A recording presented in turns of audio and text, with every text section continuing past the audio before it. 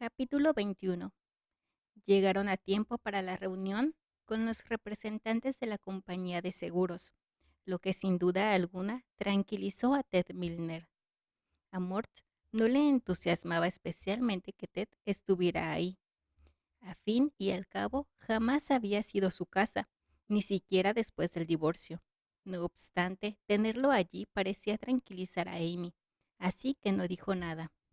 Don Strick, el agente de la compañía de seguros con quien había tratado, los llevó a su oficina después de otra breve visita al sitio. En el despacho encontraron a un hombre llamado Fred Evans, un investigador de campo de la compañía de seguros especializado en incendios. La razón por la cual Evans no había estado aquella mañana con Wickersham y Bradley se aclaró enseguida. Había pasado la mayor parte de la noche anterior recorriendo las ruinas con una linterna celular y una cámara Polaroid. Explicó que había regresado a su habitación del motel para echar un sueñecito antes de ver a los Rainey. Evans le cayó muy bien a Mort, parecía realmente apenado por la pérdida que había sufrido Amy y él, mientras que todos los demás, incluido el señor Teddy, somos tres, parecían haber preferido solo las palabras tradicionales de condolencia antes de seguir con lo que cada uno de ellos consideraba la tarea que tenía entre manos.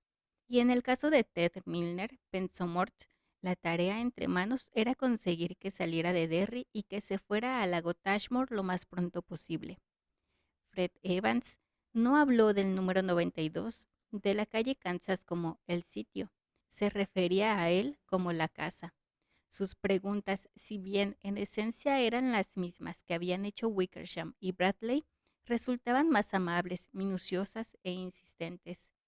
Pese a haber dormido como mucho 4 horas, tenía los ojos brillantes y su expresión era franca y clara. Después de hablar con él durante 20 minutos, Mort decidió que si alguna vez decidía incendiar una casa para cobrar el dinero del seguro, trataría con otra compañía que no fuera esta, o esperaría a que este hombre se jubilara. Cuando terminó con sus preguntas, Evans le sonrió.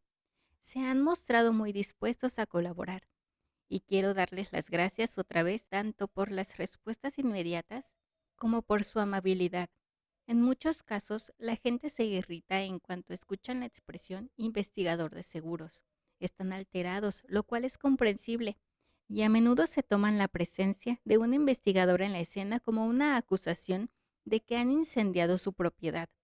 Dadas las circunstancias, me parece que no podrían habernos tratado mejor, dijo Amy, y Ted Miller asintió con tal violencia que parecía como si su cabeza pendiera del extremo de un hilo manejado por un titiritero con un ataque de nervios. Lo que viene es duro, prosiguió Evans, e hizo una seña a Strick, quien abrió un cajón y sacó los papeles impresos en ordenador.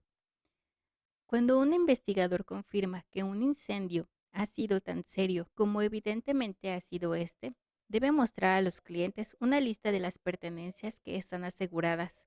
Estúdienla con atención, pues habrán de firmar una declaración jurada de que los artículos mencionados siguen perteneciéndoles y seguían en la casa cuando se produjo el incendio. Tendrían que poner una marca junto a cualquier artículo que hayan vendido desde la última renovación de seguros que hicieron con el señor Strick y junto a cualquier artículo asegurado que no estuviera en la casa en el momento del incendio. Antes de seguir, Evans se llevó la mano a la boca y se aclaró la garganta. Me han dicho que hace poco se ha producido una separación de domicilios, de modo que esto último puede ser especialmente importante. Estamos divorciados, dijo francamente Mort. Estoy viviendo en nuestra casa del lago Tashmore. Solo la utilizábamos en verano, pero tiene un hogar y es habitable durante los meses fríos. Por desgracia, no llegué a trasladar el grueso de mis cosas. Estuve demorándolo. Don Strick asintió comprensivamente. Ted cruzó las piernas, jugueteó con su pipa y dio en general la impresión de un hombre que procura no parecer tan aburrido como está. Hagámoslo lo mejor que puedan con la lista, dijo Evans. Cogió los papeles de manos de Strick y se los pasó a Amy por encima del escritorio. Puede resultar un tanto desagradable. Es como ir en busca del tesoro, pero al revés. Ted había dejado la pipa y miraba la lista. Su aburrimiento había desaparecido, al menos por el momento. Sus ojos reflejaban tanta avidez como los de cualquier transeúnte contemplando los restos de un accidente grave. Amy se dio cuenta de que miraba y le acercó amablemente la hoja. Mort, que estaba sentado al otro lado, tiró de ella en sentido contrario. ¿Le importa?, preguntó Ted. Estaba enfadado, realmente enfadado, y todos lo percibieron en su voz. Mort, dijo Amy. No voy a armar un escándalo con este asunto, le dijo Mort. Pero estas eran nuestras cosas, Amy, nuestras. No me parece, empezó a decir Ted, indignado. No, señor Milner, él tiene razón, intervino Fred Evans con una moderación que a Mort le pareció que podía resultar engañosa. Según la ley, usted no tiene ningún derecho a saber nada acerca de los artículos mencionados. Si a nadie le importa, lo pasamos por alto, pero creo que al señor Rainey sí le importa. Puede apostar lo que quiera a que el señor Rainey le importa, dijo Mort. Tenía las manos apretadas sobre el regazo. Sentía cómo sus uñas marcaban sonrientes medias lunas en sus palmas. Amy trasladó su mirada de ruego a Mort, de Mort a Ted. Mort esperaba que Ted se inflara, resoplara y tratara de derribar la casa de alguien, pero no lo hizo. Pensó que esa suposición daba la medida de la hostilidad que sentía hacia el tipo.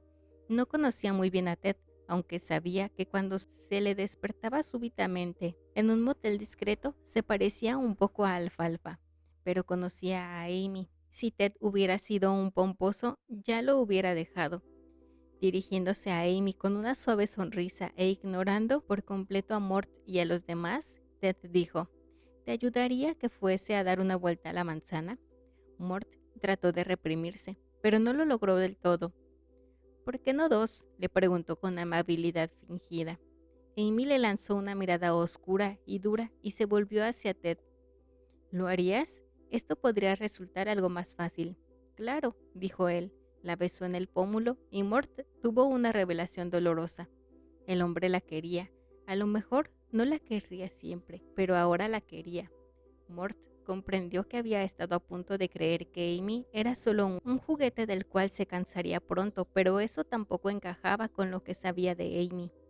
Su instinto con la gente no solía engañarla y sentía respeto por sí misma. Ted se puso en pie y salió. Amy miró a Mort ofendida. ¿Estás satisfecho? Supongo, contestó. Mira, Amy, probablemente no me he manejado este asunto todo lo bien que hubiera podido, pero mis motivos son bastante honorables. En el transcurso de los años compartimos muchas cosas. Supongo que esto es lo último y creo que nos pertenece a los dos, ¿de acuerdo? Strick parecía incómodo. Fred Evans no. Su mirada iba de Mort a Amy y otra vez a Mort, como el mismo interés que si estuviera asintiendo a un excelente partido de tenis. De acuerdo, dijo Amy en voz baja. Él rozó ligeramente su mano y ella le sonrió. Era una sonrisa forzada, pero era mejor que nada. Mort acercó su silla a la de ella y ambos se inclinaron sobre la lista con las cabezas juntas, como muchachos estudiando para un examen. A Mort no le costó mucho comprender por qué Evans les había hecho la advertencia. Creía haber captado la magnitud de la pérdida, pero se equivocaba. Mirando las columnas de frío tipo de impresora, Mort pensó que no hubiera podido sentirse más abrumado si alguien hubiese cogido todo lo que había en la casa del 92 de la calle Kansas y lo hubiese dispersado por la manzana para que lo viera todo el mundo. Le parecía increíble haber olvidado tantas cosas, todas las cosas que habían desaparecido. 7 artefactos eléctricos de importancia, 4 televisores, uno con reproductor de video, la porcelana Spout y los muebles auténticos de estilo americano primitivo que Amy había comprado pieza por pieza. El valor del armario antiguo que había en el dormitorio era de $14,000. No habían sido coleccionistas de arte serios, pero sí buenos conocedores, y habían perdido 12 piezas de pintura original valoradas en $22,000. Sin embargo, a Mort no le interesaba el valor en dinero. Estaba pensando en el dibujo de Wyatt de los dos niños saliendo a navegar en una pequeña barca. En el cuadro llovía, los niños llevaban impermeable y zuecos y lucían una amplia sonrisa. Mort amaba aquel cuadro y ahora ya no estaba. La cristalería, los equipos deportivos guardados en el garage, esquís, bicicletas de 10 velocidades y la vieja canoa Old Town. En la lista figuraban los 3 abrigos de piel de Amy. La vio hacer diminutas marcas junto a la nutria y el visión al parecer continuaban depositadas en la tintorería. Pero pasó el chaquetón de zorro sin marcarlo. Aquella prenda cálida y elegante para el otoño estaba colgada en el armario cuando estalló el incendio. Recordaba haberle regalado esa chaqueta para su cumpleaños. Hacía 6 o 7 años. Ahora ya no existía. Su telescopio Celestron desaparecido. El enorme edredón que la madre de Amy les había regalado cuando se casaron. La madre de Amy había muerto y ahora las cenizas del edredón se unían a las suyas. Lo peor, al menos para Mort, estaba hacia la mitad de la segunda columna, y en ese caso, lo que dolía tampoco era su valor en dólares. 124 botellas de vino, valor $4,900. El vino era una cosa que les gustaba a ambos. No es que fueran unos expertos, pero habían logrado reunir juntos una pequeña bodega en el sótano. Habían almacenado botellas y de vez en cuando descorchado una. Hasta el vino, dijo Evans, hasta eso. Evans le dirigió una mirada extraña que Mort no supo interpretar y luego asintió. La bodega no ardió porque había muy poco combustible en el tanque del sótano y no se produjo una explosión, pero alcanzó una temperatura tan elevada que la mayor parte de las botellas estalló. Las pocas que se han salvado, bueno, no entiendo mucho de vinos, pero dudo de que se las pueda beber. Tal vez me equivoco. No, dijo Amy. Una lágrima rodó por su mejilla y la secó con aire ausente. Evan se le ofreció un pañuelo. Ella movió la cabeza y volvió a inclinarse sobre la lista. 10 minutos más tarde habían terminado. Firmaron en los lugares correctos y Strick fue testigo de las firmas. Ted Milner apareció unos instantes después como si hubiera presenciado la escena por una pantalla secreta. ¿Alguna cosa más?, preguntó Mort a Evans. De momento no, pero puede haberla. ¿Su número de Tashmore figura en el listín, señor Rainey? No, respondió mientras lo anotaba. Por favor, si puedo ayudarle, póngase en contacto conmigo. Lo haré, dijo, al tiempo que se levantaba con la mano tendida. Estos asuntos resultan siempre desagradables. Lamento que hayan tenido que pasar por ello. Después de estrecharles la mano, dejaron a Strick y Evans para que escribieran sus informes. Era la 1 pasada cuando Ted preguntó a Mort si deseaba almorzar con él y con Amy. Mort movió la cabeza. Quiero volver, trabajar un poco y ver si puedo olvidar todo esto por un rato. Se sentía como si realmente pudiera escribir. No era sorprendente. En los malos tiempos, en todo caso, hasta el divorcio, que parecía una excepción a la regla. Siempre le había resultado fácil escribir, incluso necesario. Era bueno disponer de mundos ficticios donde refugiarse cuando el mundo real te había herido. Esperaba a medias que Amy le pidiera que cambiara de idea, pero no lo hizo. Conduce con cuidado, dijo, y le dio un casto beso en la comisura de la boca. Gracias por venir y ser tan razonable con todo. ¿Puedo hacer algo por ti, Amy? Ella movió la cabeza sonriendo un poco y cogió la mano de Ted. Si había estado buscando un mensaje, ese era demasiado claro como para no recibirlo.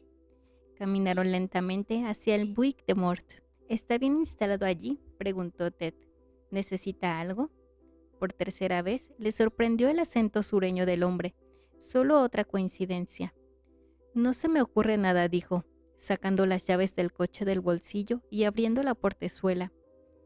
¿De dónde es originario Ted?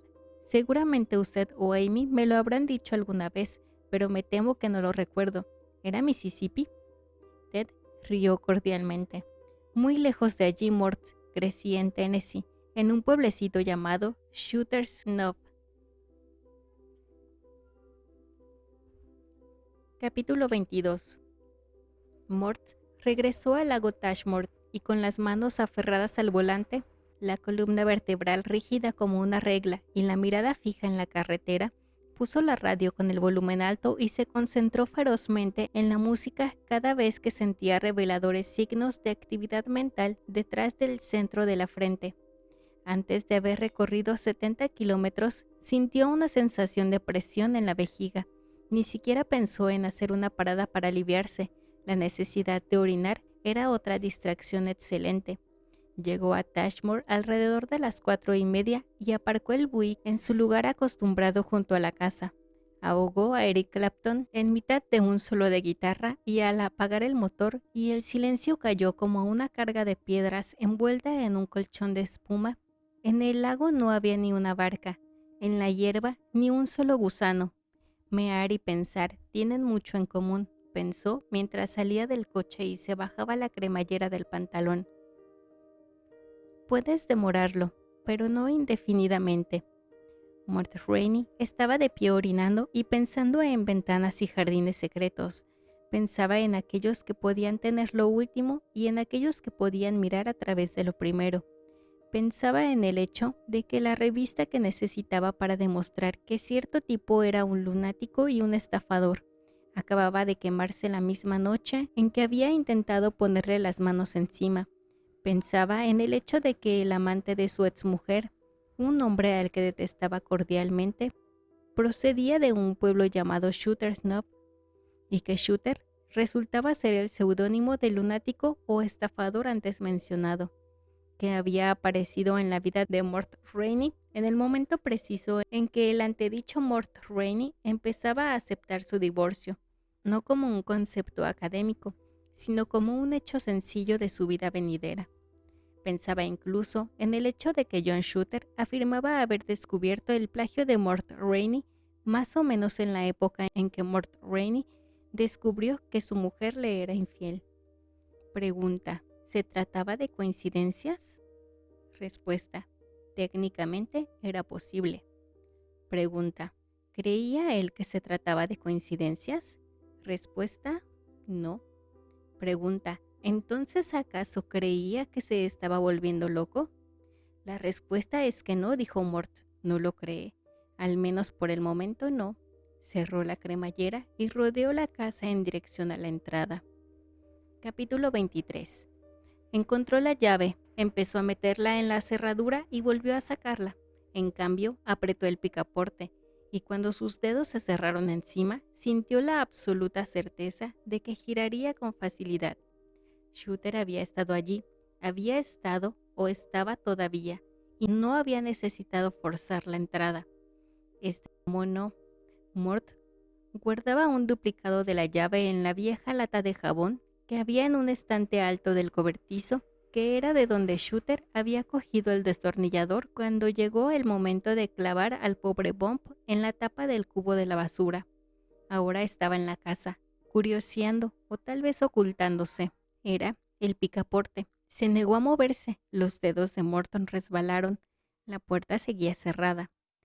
Vale, no pasa nada, dijo Mort, y hasta rió un poco mientras metía la llave en la cerradura y la hacía girar. De todos modos, el que la puerta estuviera cerrada con llave no significaba que Shooter no estuviera en la casa. En realidad, cuando te parabas a pensarlo, hacía más probable el hecho de que estuviera en la casa. Podía haber usado el duplicado de la llave, volverlo a poner en su lugar y después cerrar la puerta desde dentro para no despertar sospechas de su enemigo. Al final y al cabo, lo único que había que hacer para cerrarla era apretar el botón del picaporte. Está tratando de que me obsesione, pensó Mort al entrar. La casa estaba llena de silencio y de sol crepuscular, pero no parecía un silencio desocupado. Está tratando de que me obsesione, ¿no?, exclamó. Esperaba que su pregunta le sonara absurda, incluso a él, un hombre solitario, paranoico, dirigiéndose al intruso que solo existe en su imaginación. Pero no le parecía absurda. Al contrario, le daba la impresión de haber descubierto por lo menos la mitad del truco. Tal vez no fuera mucho, pero la mitad era mejor que nada. Entró en la sala con su techo catedrático, su pared-ventana frente al lago, y cómo no, el sofá Mort Rainey famoso en todo el mundo, conocido también como el diván del escritor comatoso. Una comedida sonrisilla le estiró las mejillas. Sentía las pelotas prietas y agazapadas en la bifurcación de la pelvis. «Medio truco es mejor que nada, señor Shooter», exclamó. Las palabras murieron en el silencio polvoriento. En ese polvo percibía el olor de viejo humo de tabaco. Su mirada se posó en el deteriorado paquete de cigarrillos que había extraído del cajón de su escritorio. Se le ocurrió que la casa estaba impregnada de un olor, casi un hedor, horriblemente negativo, un olor no femenino. Después pensó, no, es un error, no es eso. A lo que huele es a Shooter. Está impregnado de su olor y del de sus cigarrillos, no de los tuyos, sino de los suyos. Dio una vuelta lenta con la cabeza echada hacia atrás. En el centro del techo color crema, un dormitorio de la segunda planta daba a la sala. El hueco estaba protegido por maderas entrecruzadas de color castaño oscuro. Se suponía que esas maderas estaban allí para evitar que el desprevenido cayera y se estrellara en el suelo de la sala, pero también con intenciones decorativas. En aquel momento, a Mort no le parecieron especialmente decorativas, parecían los barrotes de la celda de una cárcel. Lo único que veía de lo que él y Amy llamaban la habitación de invitados era el techo y uno de los 4 postes de la cama. «¿Está ahí arriba, señor Shooter?», preguntó a voz con grito. No hubo respuesta. «Sé que está tratando de que me obsesione y huya», dijo, empezando a sentirse un poquitín ridículo, pero no funcionará. Unos 6 años antes habían equipado el gran hogar de piedra de la sala con una estufa Blackstone Jersey. Junto a la estufa había un soporte con pinzas y herramientas para el fuego. Mort agarró el recogedor de ceniza por el mango, lo estudió un momento, lo dejó y cogió en su lugar el atizador. Luego se colocó bajo la enrejada habitación de invitados y levantó el atizador como un caballero saludando a su dama. Después se dirigió lentamente hacia las escaleras y empezó a subir. Ahora sentía que la tensión se abría paso por los músculos, pero comprendió que no era Shooter lo que le daba miedo. Lo que lo asustaba era no encontrar nada. Sé que está aquí y sé que está tratando de espantarme. Lo único que no sé es de qué se trata, y será mejor que cuando lo encuentre me lo diga. Hizo una pausa. En el rellano de la segunda planta, el corazón le latía con violencia. La habitación de invitados estaba a su izquierda y el cuarto de baño de los invitados a su derecha, y de pronto comprendió que sí, que Shooter estaba allí, pero no en el dormitorio. Eso era una treta, era lo que Shooter creía que creyera. Shooter estaba en el lavabo, y mientras permanecía de pie allí, en el rellano con el atizador apretado en la mano derecha y el sudor chorreando por su cabello y sus mejillas, Mort lo oyó. Fue un débil sonido, como si alguien se arrastrase. Claro que estaba allí. Por el ruido parecía estar de pie en la bañera. Se había movido infinitesimalmente. «Te encontré, amiguito. ¿Estás armado?» Mort pensó que era probable, pero no creía que se tratase de un revólver. Tenía la sensación de que toda la relación que el tipo guardaba con las armas era su seudónimo. Shooter parecía más bien la clase de tipo que se siente más cómodo con instrumentos contundentes. Prueba de ello era lo que le había hecho a Bomb. «Apuesto a que es un martillo», pensó Mort, mientras con la mano libre se secaba el sudor de la nuca. Sentía como si sus ojos entraran y salieran de las órbitas al ritmo de los latidos de su corazón. «Apuesto a que es un martillo del cobertizo». No había pensado en eso hasta que vio a Shooter. Lo vio claramente de pie en la ducha con su sombrero negro de copa redonda y sus zapatos de trabajo color amarillo mierda. Los labios entreabiertos sobre la dentadura comprada por catálogo en una sonrisa que en realidad era una mueca. El sudor deslizándose por su cara, corriendo por los prófugos surcos como el agua a través de una red de alcantarillas de hojalata galvanizada, y el martillo del cobertizo levantado a la altura del hombro. Como la masa de un juez, estaba allí, de pie, en la ducha, esperando descargar el martillo. El próximo caso alguacil. «Te conozco, compañero, tengo tu número, lo supe desde la primera vez que te vi. ¿Y sabes qué? Elegiste al escritor equivocado para joderlo». Creo que desde mediados de mayo tengo ganas de matar a alguien, y tú eres tan bueno como cualquier otro. Volvió la cabeza hacia el dormitorio, al mismo tiempo estiró la mano izquierda, después de secarla con la camisa para que no resbalara en el momento crucial, y agarró el picaporte del baño. «Sé que está ahí adentro», gritó a la puerta cerrada del dormitorio. «Si está bajo la cama, será mejor que salga. Voy a contar hasta 5. Si no ha salido, entraré golpeando. ¿Me oye?». No hubo respuesta, pero la verdad es que ni la esperaba ni la deseaba. Aumentó la presión en el picaporte del lavabo. Sin embargo, decidió que gritaría los números en dirección a la puerta de la habitación de invitados. No sabía si Shooter percibiría la diferencia en el caso de tener la cabeza orientada hacia el lavabo, pero pensó que tal vez sí. Obviamente, el tipo era listo, endemoniadamente listo. Un instante antes de empezar la cuenta, oyó otro leve ruido en el lavabo. Aún estando tan cerca, no lo habría percibido si no hubiera estado escuchando con toda la concentración de que era capaz. 1. Cristo, estaba sudando como un cerdo. 2. El picaporte de la puerta del lavabo era como una piedra fría en su puño.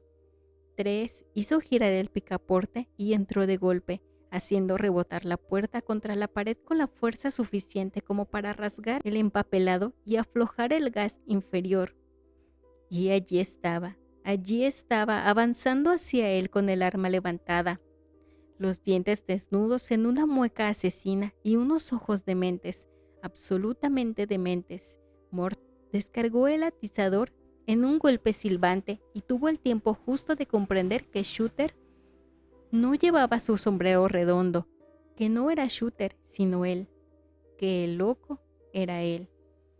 Antes que el atizador destrozara el espejo que había sobre el lavabo, el agoce se dispersaba centelleando en la penumbra y el botiquín cayera dentro del lavabo. La puertecilla doblada se abrió como una boca, escupiendo frascos de jarabe para la tos, yodo y listerín. «He asesinado a un maldito espejo», aulló. Estaba a punto de arrojar el atizador cuando algo se movió en la ducha, tras la puerta esmerilada de la mampara, y se oyó un agudo chillido asustado. Sonriendo, Mort golpeó hacia un lado con el atizador, abriendo una herida acertada en la puerta plástica y sacándola de sus carriles. Levantó el atizador con los ojos empapados y dilatados, y los labios estirados en la mueca que había imaginado en el rostro de Shooter. Bajó lentamente el atizador. Descubrió que para poder dejarlo caer en el suelo, tenía que utilizar los dedos de la mano izquierda para abrirlos de la derecha. «Bestezuela, huidiza y cobarde», dijo al ratón de campo que corría ciegamente por la bañera. «¿Qué pánico anida en tu corazoncillo?». Su voz sonaba ronca, plana y extraña. No parecía en absoluto su propia voz. Era como escucharse por primera vez en una grabación. Se volvió y salió lentamente del lavabo por la puerta torcida con el gozne saltado, haciendo crujir los fragmentos de espejo roto con sus pisadas. De pronto sentía la necesidad de bajar, echarse en el sofá y dormir una siesta. De pronto deseaba eso más que nada en el mundo. Capítulo 24. Lo despertó el teléfono cuando el crepúsculo ya casi se había transformado en noche. Mort caminó despacio junto a la mesilla de café con tablero de vidrio que tan aficionada era a morder, con el extraño sentimiento de que, de alguna manera, el tiempo se había plegado sobre sí mismo. El brazo derecho le dolía como el demonio y la espalda no estaba en condiciones mucho mejores. ¿Exactamente con qué fuerza había descargado aquel atizador? ¿Cuánto pánico lo había impulsado? No le gustaba pensarlo. Cogió el teléfono sin tomarse la molestia de pensar quién podía ser. Últimamente, la vida se había vuelto tan ajetreada que hasta podía ser el presidente. «Diga, ¿cómo le va, señor Rainey?», preguntó la voz. Morton retrocedió, apartando un instante el teléfono del oído como si fuera una víbora a punto de picarlo. Luego volvió a apoyarlo despacio. «Me va estupendamente, señor Shooter», dijo con una voz seca, sin rastro de saliva. ¿Y cómo le va a usted? De maravilla, admitió Shooter, hablando con aquel espeso y crujiente acento sureño que por alguna razón resultaba tan desprotegido y notorio como un solitario granero sin pintar en medio del campo. Pero no creo que usted esté realmente tan bien. Robarle a otro hombre no parece haberle preocupado, pero el hecho de que le pillen, eso sí que al parecer le ha provocado terribles angustias. ¿De qué está hablando? Shooter parecía más bien divertido. Bueno, me enteré por la radio de que alguien le incendió la casa, la otra casa, y después, cuando regresó aquí, se diría que le dio un ataque o algo así al entrar, gritando, destrozando cosas. O tal vez sea que los escritores de éxito como usted tienen pataletas cuando las cosas no salen como esperaban. ¿Será eso? Dios mío, estaba aquí. Estaba. Mort se descubrió mirando por la ventana como si Shooter todavía podría estar allí, tal vez escondido entre los arbustos mientras hablaba con Mort por alguna especie de teléfono sin hilos. Ridículo, por supuesto. La revista con mi relato está en camino, dijo Mort.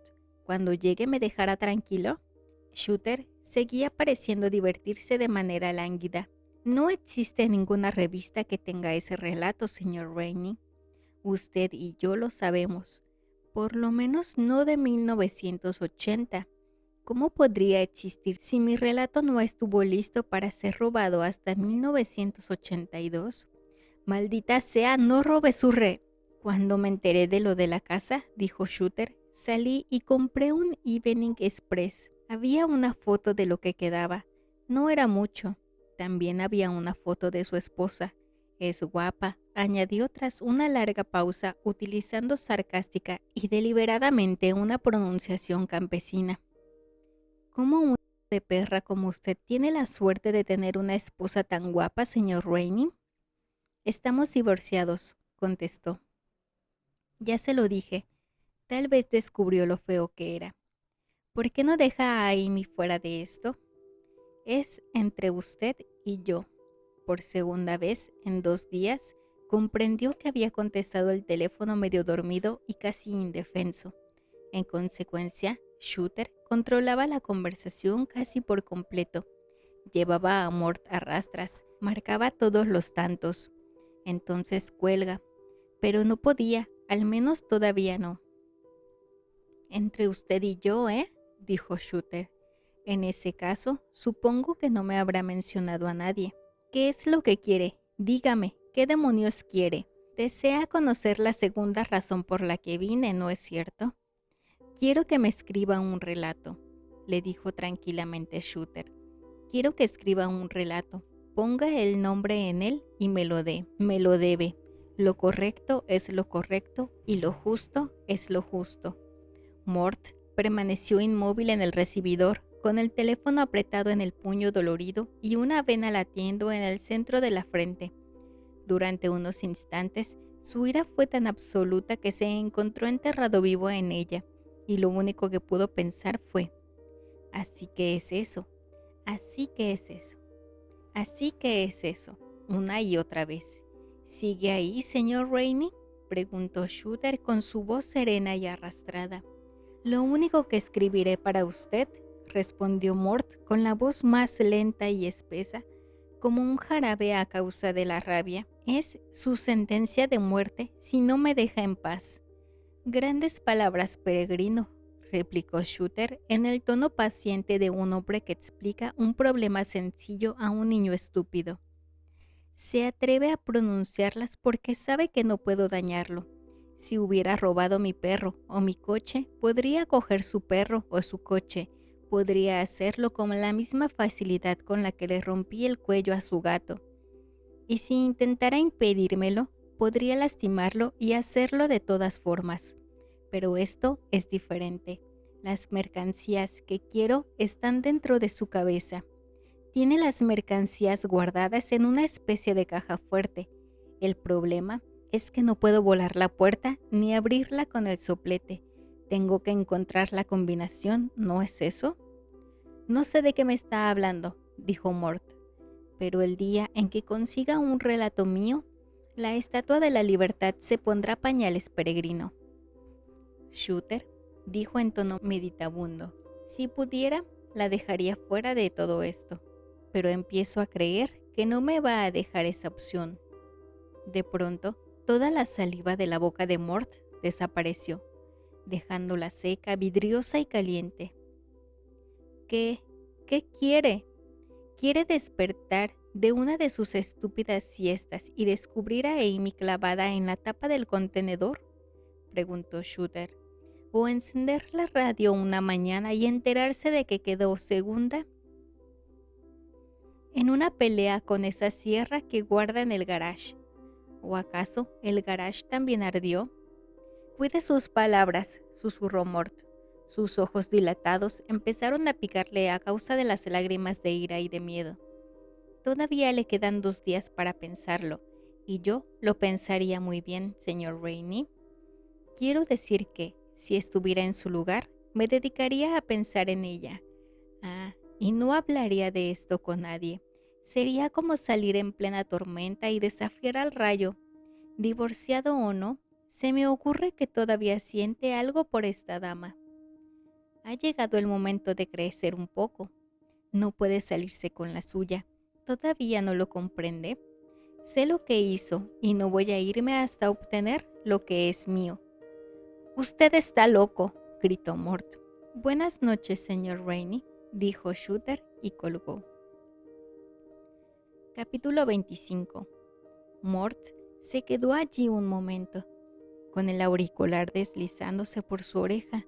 Después levantó el teléfono por la base. Estaba a punto de arrojarlo todo contra la pared, pero logró contenerse. Volvió a dejarlo y realizó una docena de inspiraciones profundas, lo suficientes como para hacer que se sintiera liviano y mareado.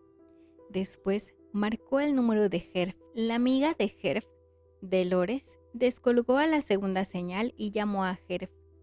Hola Mort, ¿qué pasa con la casa?, preguntó Herb, y su voz se apartó un poco del teléfono. Dolores, ¿quieres pasar la sartén al quemador de atrás? Hora de cenar en Nueva York, pensó Mort, y quiere que me dé por enterado. Bueno, ¿qué diablos?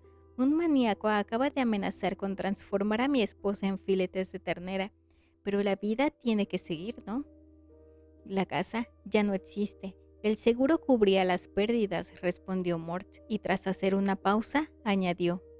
En todo caso, las pérdidas económicas. Lo siento, dijo Herb. ¿Puedo hacer algo? Bueno, respecto a la casa no, contestó Mort, pero gracias por ofrecerte. Pero sobre el relato. ¿De qué relato me hablas, Mort? Volvió a sentir que su mano se apretaba en torno del auricular y se obligó a aflojarla. ¿No sabe cuál es la situación aquí? Tienes que recordar eso. De ese con el que mi lunático amigo me está dando la lata, dijo, tratando de mantener un tono de voz ligero y casi despreocupado. Tiempo de siembra. Hillary Queen's Mystery Magazine. Ah, ese, exclamó Herb. Mort sintió un sobresalto de miedo. No olvidarías llamar, ¿verdad? No, llamé, lo tranquilizó Herb, solo que por un momento lo había olvidado, con la pérdida de tu casa y todo eso. ¿Y qué te dijeron? No te preocupes por nada, mañana me enviarán una fotocopia por mensajero y yo te la enviaré enseguida por correo urgente. La tendrás pasado mañana hacia las 10. Durante un momento pareció que todos sus problemas estuvieran resueltos y empezó a relajarse. Después recordó cómo habían ardido los ojos de Shooter y la manera en que había bajado la cabeza hasta que su frente y la de Mort casi se tocaron. Recordó el seco aroma de canela de su aliento al decir, miente. ¿Una fotocopia? No estaba seguro de que Shooter aceptara un ejemplar original, así que una fotocopia. No, dijo despacio, no sirve. Herb, nada de fotocopias ni de llamadas telefónicas del editor. Tiene que ser un ejemplar original de la revista. Bueno, eso es un poco más difícil, naturalmente. Tienen sus oficinas editoriales en Manhattan, pero almacenan los ejemplares en Pensilvania, en las oficinas de suscripción. Solo tienen unos 5 ejemplares de cada número. En realidad, es todo lo que pueden permitirse guardar. Teniendo en cuenta que Hillary Se publica desde 1941 y la verdad es que no les gusta prestarlos. Vamos, Herb, estas revistas pueden encontrarse en mesas de rebajas en la mitad de pequeñas librerías de Estados Unidos. De acuerdo, pero no la colección completa, objetó Herb. Tras hacer una pausa, añadió, no sirve ninguna llamada telefónica, ¿eh? ¿Me estás diciendo que este tipo está tan loco que creería que está hablando con uno de tus miles de secuaces? Al fondo se oyó una voz. Herb, ¿quieres que te sirva vino? Herb volvió a hablar con la boca apartada del teléfono. Espera un par de minutos, de... Estoy retrasando tu cena, dijo Mort. Lo siento. Gajes del oficio. Escucha, Mort, sé sincero conmigo. ¿Ese tipo está tan loco como parece? ¿Es peligroso? Yo no hablaría acerca de esto con nadie. Sería como salir en plena tormenta y desafiar al rayo. No lo creo, pero quiero sacármelo de encima, contestó Mort, buscando el tono apropiado. Me he pasado el último medio año atravesando una tormenta de mierda. Esto podría ser algo sobre lo que puedo actuar. Simplemente quiero sacarme al chalado de encima. Vale, dijo Herb súbitamente decidido. Llamaré a Marianne Jaffery de Hillery. La conozco desde hace mucho tiempo. Si le pido que le pida al conservador de biblioteca, te juro que lo llaman así, conservador de biblioteca, que nos envía un ejemplar del número de junio de 1980. Lo hará. ¿Te parece bien que les diga que en un futuro próximo puedes tener un relato para ellos? Claro, exclamó Mort. Diles que lo firmaré con el nombre de John Shooter, pensó, y estuvo a punto de echarse a reír. Vale, ella hará que el conservador se lo envíe por correo urgente desde Pensilvania, pero devuélvelo en buenas condiciones, o tendrás que encontrar un ejemplar de repuesto en esas rebajas de las que hablas. ¿Hay alguna posibilidad de que pueda tenerlo pasado mañana?, preguntó Mort. Creo que hay bastantes posibilidades, respondió Herb. No puedo garantizarlo, pero casi. Gracias, Herb, dijo Mort, honestamente agradecido. Eres un gran tipo. Bah, olvídelo, señora, replicó Herb, haciendo aquella pésima imitación de John Wayne, de la que se sentía tan absurdamente orgulloso. Ahora ve a cenar y dale a Dolores un beso de mi parte. Herb seguía con su humor John Wayne. Al diablo, le daré un beso de mi parte, peregrino. Grandes palabras, peregrino. Mort sintió tal horror que estuvo a punto de gritar. La misma palabra, el mismo acento plano arrastrado. De alguna manera, Shooter le había pinchado el teléfono y llamara a quien llamase, era John Shooter quien contestaba. Herb no era más que otro de sus seudónimos y... Mort, ¿sigues ahí? Cerró los ojos. Ahora que Herb había abandonado la imitación de John Wayne, todo volvía a la normalidad. Era Herb otra vez, y siempre lo había sido. Pero el hecho de que hubiera utilizado esa palabra había sido... ¿qué?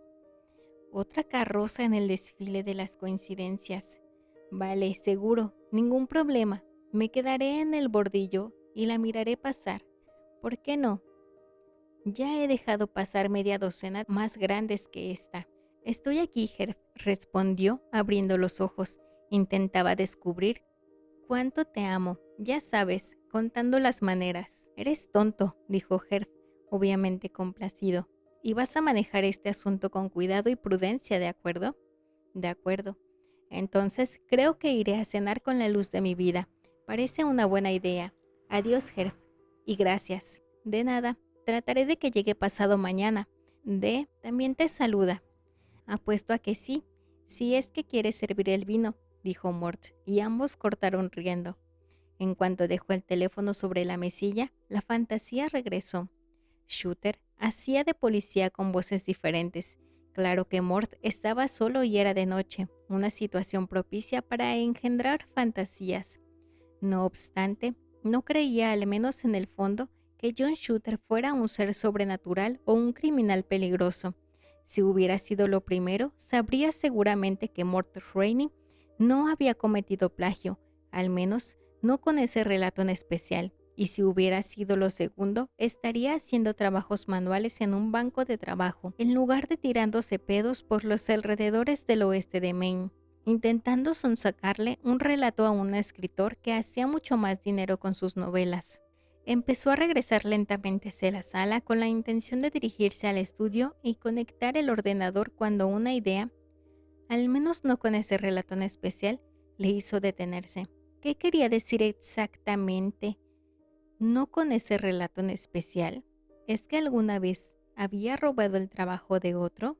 Mort consideró seriamente esta cuestión por primera vez desde que Shooter apareciera en el porche con su montón de papeles.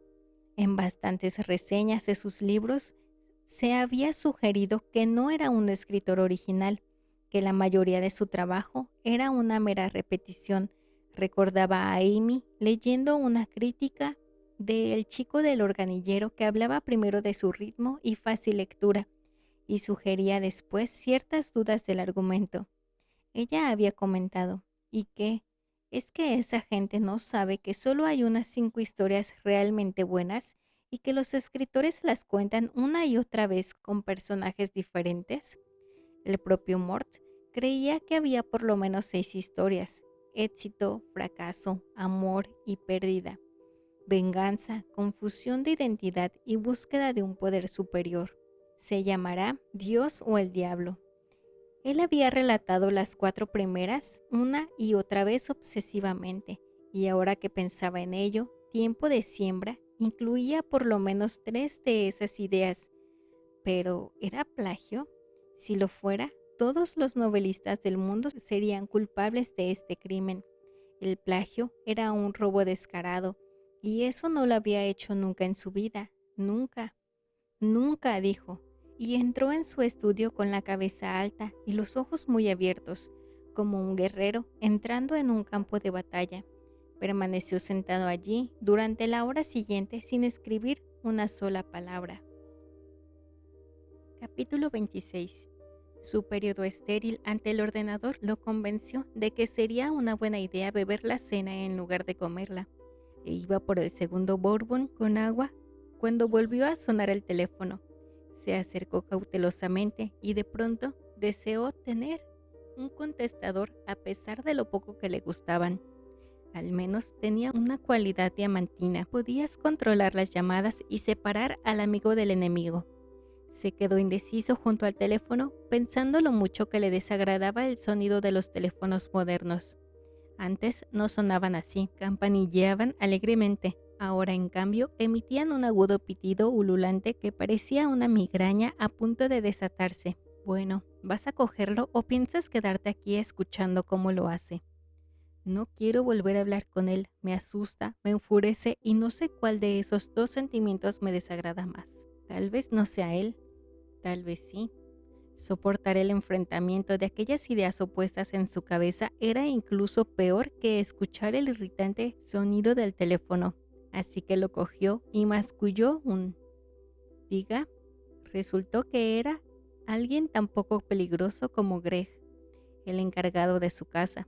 Greg hizo las ya familiares preguntas sobre la casa y Mort volvió a contestarlas, pensando que explicar ese suceso parecía como explicar una muerte súbita. Si había algo que te ayudaba a superar ese shock, era la repetición constante de los hechos conocidos. «Escucha, Mort, esta tarde encontré a Tom», dijo Greg, y a Mort le pareció que sonaba raro, como cauteloso. Él y Sonny Trotz estaban pintando el salón de la parroquia metodista. «Ah, ¿y le hablaste a mi camarada?» «Sí, lo hice», contestó Greg, en un tono que sonaba más cauteloso todavía. «¿Y?» Hubo una pausa breve, y después Greg dijo: «Tom cree que seguramente te equivocaste de día». «¿Me equivoqué de...? ¿Qué quiere decir?» «Bueno», dijo Greg, como disculpándose. «Dice que ayer por la tarde bajó por la carretera del lago y te vio. Dice que te saludó con la mano y que tú le respondiste, pero Mort». «¿Qué?», preguntó Mort, aunque temía que ya sabía la respuesta. «Tom dice que estaba solo», terminó Greg. Capítulo 27. Durante un largo momento, Mort se quedó en silencio. No se sentía capaz de decir nada. Greg tampoco hablaba, de manera que Mort tuvo tiempo de pensar. Naturalmente, Tom no era un jovenzuelo. Tenía por lo menos 3 años más que Dave, o tal vez hasta 6, pero ninguno de los dos estaba senil. Jesús, exclamó finalmente Mort con suavidad. La verdad es que se sentía desinflado. Mi idea, dijo tímidamente Greg, es que tal vez fue Tom quien se confundió un poco. Ya sabes que no es precisamente un jovenzuelo, terminó Mort. Lo sé, pero en Tashmore no hay nadie con mejor ojo para los forasteros que Tom. Ha estado recordando forasteros toda su vida, Greg. Es una de las cosas que hacen los encargados de cuidar casas, ¿no? Tras un instante de vacilación, añadió. Nos miró de frente a los dos, con sumo cuidado, como si pretendiera tomarle el pelo. Greg insinuó. Mort, ¿estás seguro de que no lo has soñado? Ni siquiera lo había considerado hasta ahora, respondió lentamente Mort. Si nada de esto sucedió, y yo voy por ahí diciendo a la gente que sí, supongo que eso me convierte en un loco. Oh, no lo creo, dijo apresuradamente Greg. Yo sí, afirmó Mort, y pienso, pero tal vez sea eso lo que realmente quiere, lograr que la gente piense que estás loco, y quizás al final lograr que sea verdad lo que la gente piensa. Ah, sí, claro. Y se les ocurrió asociarse con el viejo Tom para hacerle el trabajo.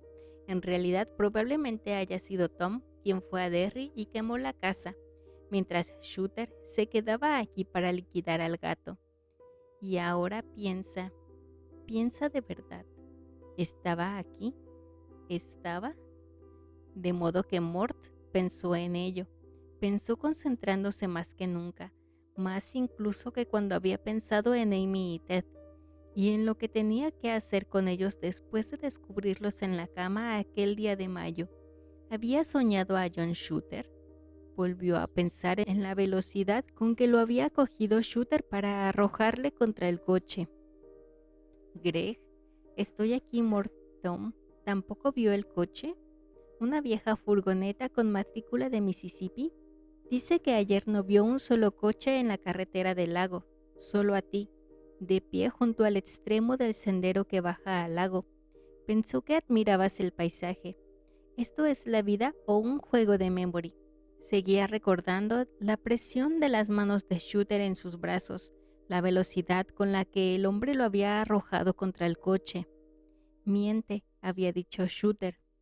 Mort había visto la ira en sus ojos y había percibido un aroma a canela seca en su aliento.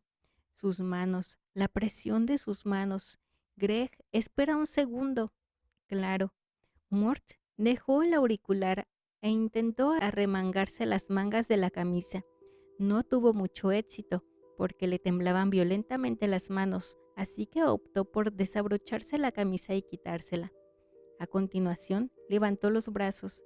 Al principio no vio nada.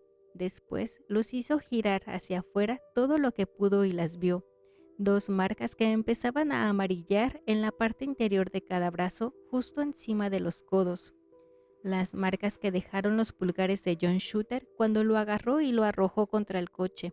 De pronto, le pareció que podía estar entendiendo y tuvo miedo, pero no por él, por el viejo Tom. Levantó el auricular del teléfono. Greg, estoy aquí. Tom parecía estar bien cuando hablaste con él. Estaba agotado, respondió enseguida Greg. Ese viejo tonto no tiene por qué ir todo el día arrastrándose por un andamio y pintando con el frío que hace. A su edad no, parecía a punto de caer en el montón más próximo de hojas secas si no llegaba pronto a la cama. Entiendo lo que sugieres, Mort. Supongo que si estaba muy cansado, podría haberlo olvidado, pero... No, no es eso lo que pienso. ¿Estás seguro de que el agotamiento era todo? ¿Podría estar asustado? Al otro lado de la línea se produjo un silencio largo y denso. Mort no lo interrumpió, aunque se sentía impaciente. Tenía intención de conceder a Greg todo el tiempo que necesitara. No parecía él, dijo por fin Greg. Parecía distraído, no sé, como oído. Lo atribuí a simple cansancio, pero tal vez no fuera eso. Al menos no todo. ¿Podría estar ocultándote algo? Esta vez la pausa no fue tan larga. No lo sé, puede ser. Es todo lo que puedo decir con certeza, Mort. Me haces desear hablado más con él, haberlo presionado un poco más. Creo que sería una buena idea ir a su casa, dijo Mort inmediatamente. Greg, sucedió como te dije. Si Tom dijo otra cosa, pudo ser porque mi amigo le metió el miedo en el cuerpo. Ahora mismo paso a buscarte. Vale, aceptó Greg, pero parecía otra vez preocupado. ¿Sabes? Tom no es de la clase de hombre que se asusta con facilidad. Estoy seguro de que ha sido así, pero tiene 75 años. Me parece que cuanto más viejo te haces, más fácilmente te asustas. ¿Por qué no nos encontramos allá? Parece una buena idea. Mort colgó el teléfono, echó al fregadero el resto de bourbon y se dirigió con el Buick hasta la casa de Tom. Capítulo 29. Mort llegó. Cuando Mort llegó, Greg le esperaba en el sendero. El scout de Tom estaba junto a la puerta trasera. Greg llevaba una chaqueta de franela con el cuello levantado. El viento que venía del lago era lo bastante cortante como para resultar incómodo. Está bien, le dijo enseguida Mort. ¿Cómo lo sabes? Ambos hablaban en voz baja. Vi su scout, de modo que me dirigí a la puerta trasera.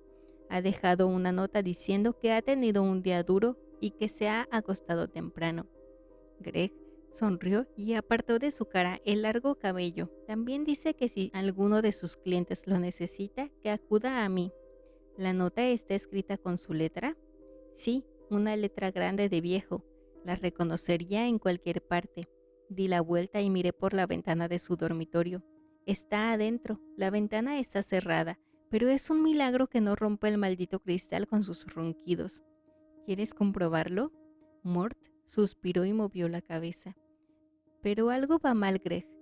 Tom nos vio a los dos. Unos minutos después de que se pasara Tom, el hombre se enfadó y me cogió por los brazos. Tengo las marcas, si quieres te las muestro. Greg movió la cabeza. Te creo. Cuanto más pienso en ello, menos me gusta la manera en que me dijo que estaba solo cuando te vio. Por la mañana volveré a hablar con él, o podemos hacerlo juntos si quieres. Eso sería estupendo. ¿A qué hora? ¿Por qué no te vienes al local de la parroquia alrededor de las 9:30?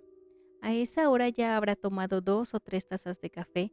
Antes del café no se le puede dirigir la palabra, pero después lograremos que baje del maldito andamio un rato. Tal vez le salvemos la vida. ¿Te parece bien? Sí, respondió tendiéndole la mano. Lamento haberte hecho salir de casa para una persecución fantasma. Greg estrechó su mano. No es necesario. Aquí hay algo que no va bien y siento curiosidad por saber qué es. Mort regresó a su Buick y Greg se sentó al volante de su camión. Se fueron en direcciones opuestas, dejando al viejo sumido en su agotador sueño. Mort no logró dormirse hasta casi las 3 de la madrugada. Dio vueltas y más vueltas hasta que las sábanas acabaron por parecer un campo de batalla y ya no pudo soportarlo. Entonces se fue al sofá de la sala envuelto en una especie de bruma. Se golpeó las piernas con la pícara mesilla de café. Maldijo con voz monótona. Se acostó, ajustó los cojines detrás de su cabeza y, casi inmediatamente, se hundió en un pozo negro. Capítulo 30. Cuando despertó a las 8 de la mañana siguiente, pensó que se encontraba estupendamente. Siguió pensando lo mismo hasta que bajó las piernas del sofá y se sentó.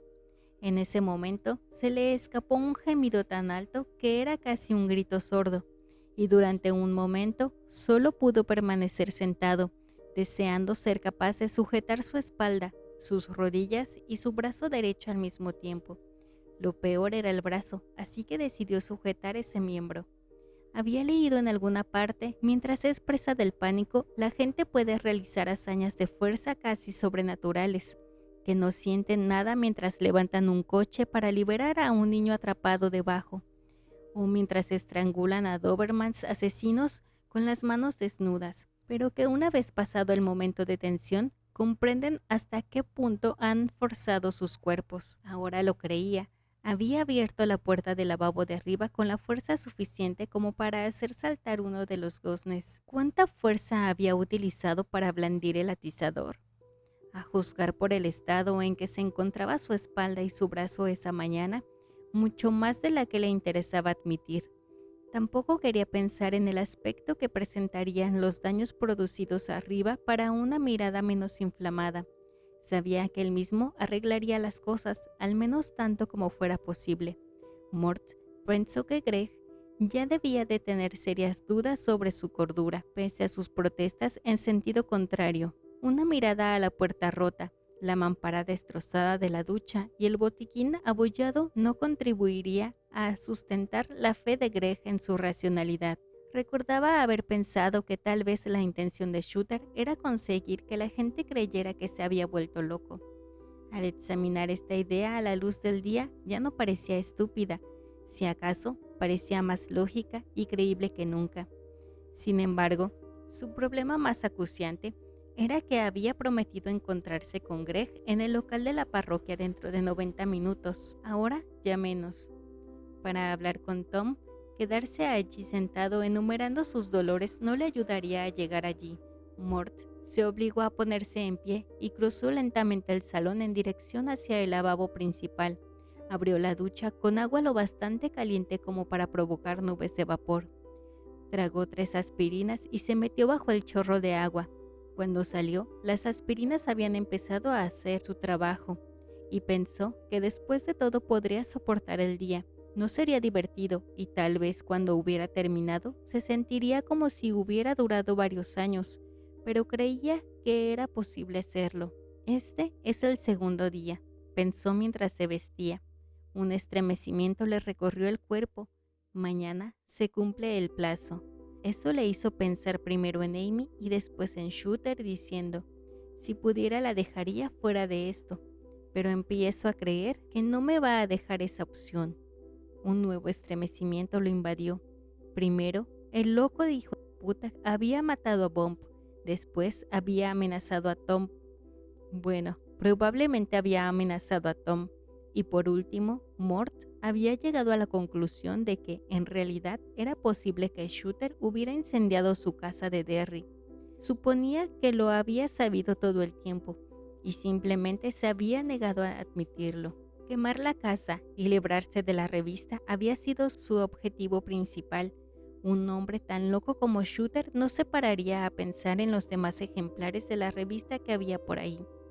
Ese tipo de cosas no debía de formar parte de la visión del mundo de un lunático. Y Bomb, probablemente, lo del gato se le ocurrió después.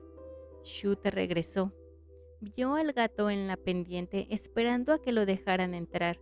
Se dio cuenta de que Mort seguía durmiendo y mató al gato por capricho. Si hubiera hecho el viaje de ida y vuelta a Derry a toda velocidad, habría tenido el tiempo justo, pero podría haberlo hecho. Todo tenía sentido, y ahora amenazaba con implicar a Amy. Tendré que avisarla, pensó mientras se metía la camisa por la parte trasera de los pantalones. La llamaré esta mañana, se lo contaré todo. Una cosa es enfrentarme solo a este tipo, pero otra cosa muy distinta es quedarse quieto, mientras un maniático involucra a la única mujer a la que he amado realmente en algo de lo que ella no tiene ni idea. Sí, pero primero hablaría con Tom y le sacaría la verdad. Si Tom no corroboraba su historia acerca de que Shooter andaba de verdad por ahí y era peligroso, la conducta de Mort parecería sospechosa o lunática o ambas cosas. Sí, probablemente ambas cosas. Así de primero, había que resolver el problema de Tom. Sin embargo, antes de encontrarse con Greg en el salón de la parroquia metodista, tenía intención de detenerse en Bowie's y comer una de las famosas omelettes de tocino y queso de Gerda. Un ejército funciona con el estómago, soldado Rainey. Tiene razón, señor. Salió al recibidor, abrió la pequeña caja de madera colgada en la pared sobre la mesilla del teléfono y buscó las llaves del Buick. Pero no estaban allí. Frunció el entrecejo y se dirigió a la cocina. Allí estaban, encima del mármol junto al fregadero. Las cogió y se quedó pensativo mientras las hacía saltar en la palma de su mano. ¿No las había guardado en la caja anoche cuando volvió de casa de Tom? Trató de recordar, pero no pudo, no con certeza. Dejar las llaves en esa caja al regresar a casa era un hábito tan arraigado que realizaba el gesto maquinalmente. Si un hombre a quien le gustan los huevos fritos se le pregunta ¿qué desayunó hace 3 días? Lo más probable es que no lo recuerde. Supondrá que fueron huevos fritos, porque los come a menudo, pero no estará seguro. En fin, daba igual. Había vuelto cansado, dolorido y preocupado. Sencillamente no lo recordaba. De todos modos, no le gustaba en absoluto. Se acercó a la puerta trasera y la abrió. Allí, en el suelo de madera del porche, estaba el sombrero negro de copa redonda de John Shooter. Mort se quedó en la puerta, mirándolo, con las llaves del coche apretadas en la mano y el llavero de bronce colgado, de modo que recibía y reflejaba una luz del sol matinal. Oía los latidos de su corazón, latía lenta y laboriosamente. Una parte de él había esperado esto. El sombrero estaba exactamente en el mismo lugar donde Shooter había dejado el manuscrito. Y más allá, en el sendero, estaba su Buick. Al regresar la noche anterior, lo había aparcado en un lado de la casa. Eso sí lo recordaba, pero ahora estaba aquí. ¿Qué ha hecho?, gritó súbitamente Mort Rainey al sol de la mañana, y los pájaros que piaban desaprensivamente en los árboles se enmudecieron de pronto. En nombre de Dios, ¿qué ha hecho? Pero si Shooter estaba allí observándolo, no contestó. Tal vez pensó que Mort descubriría muy pronto lo que había hecho.